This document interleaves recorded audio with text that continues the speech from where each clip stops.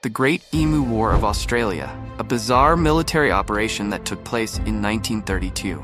This lesser-known historical episode is both entertaining and a bit surreal.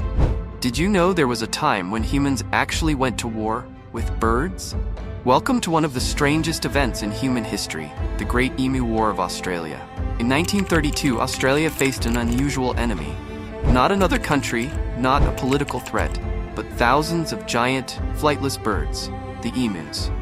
The story begins in Western Australia. Farmers there were struggling to survive during the Great Depression. To make things worse, a huge flock of emus, over 20,000 of them, descended upon their farmland. These emus had been migrating inland after breeding season, and they needed food.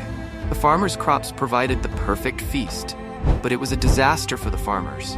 The emus trampled fences, flattened wheat, and caused massive financial damage.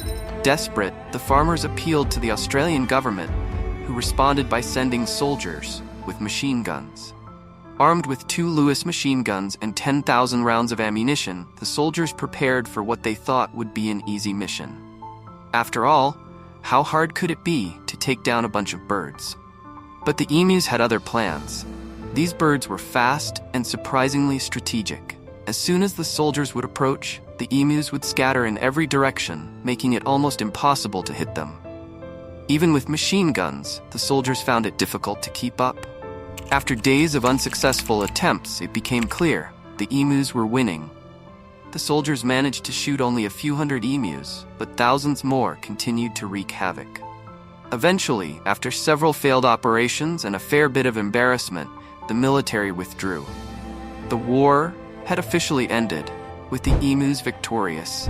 The farmers were left to fend off the emus on their own, and the Australian government eventually invested in building stronger fences to keep the birds out. So the next time you think humans are the ultimate conquerors, remember the Great Emu War. Sometimes, nature has a way of reminding us who's really in charge.